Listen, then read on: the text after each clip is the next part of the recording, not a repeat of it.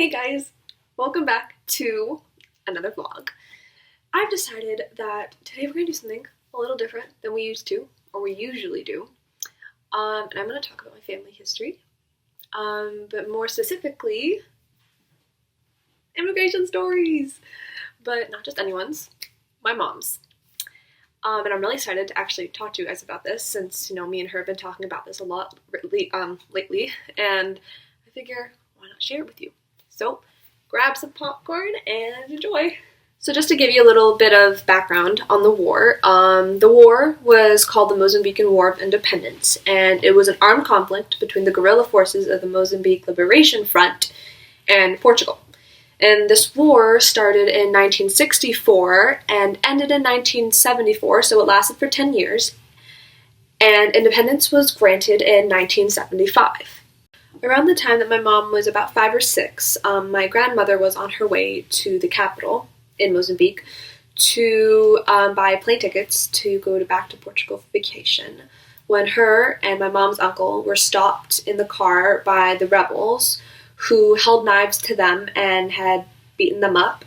And my grandmother was able to grab the knife away from him, which led her to, her hands being cut and scarred later on.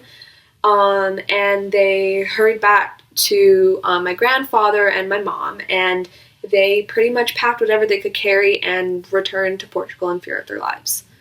My grandfather had to leave the entire life that he built for them behind, and they had to move forward because if they stayed, they didn't know what was going to happen and they didn't want to risk anything. So they moved back to Portugal for a much better life, but they were still really sad about leaving everything behind. They were able to build this whole life for them for about 12 years until 1987 when things there just weren't cutting it for them anymore, and they felt the best possible thing that they could do for themselves and their family would be to just move to Canada for a much better life than what they had in Portugal and much more opportunities. It's hard to say that their decision was entirely voluntary. It wasn't. It was because it's not like there was a war that had broken out in Portugal and they were forced out of their homes, but at the same time, Canada offered things to them that Portugal didn't, like more jobs, and the currency in Canada is better than Portugal. But regardless, the move was still really hard on them. They came to Canada on a plane. It was a 7 to 8 hour flight. And it was the hardest on my mom because she didn't speak English, and it was going to be an entire new living situation for her because she didn't know what Canadian life was going to be like.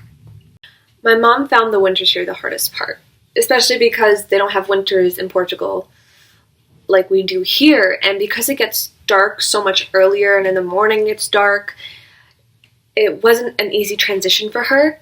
My mom worked at a factory, and especially not knowing the language, having to come home really late at night by herself and not being able to talk to anyone for directions really had a really big impact on her. And of course, over the years, she learned more and more English, and she had taken some English classes in Portugal, but not enough to fully understand the language or to have even a simple conversation with someone. So her coming here was really hard on her, but eventually things got easier for her.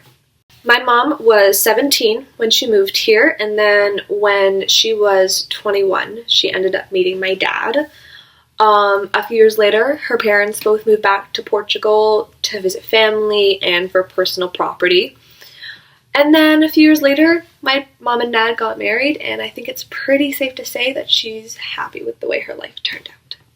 And that's my mom's immigration story. Thank you so much for watching and taking the time out of your day to listen to me talk about my mom's incredible immigration story, which I only learned about not too long ago. And I'll see you next time. Bye!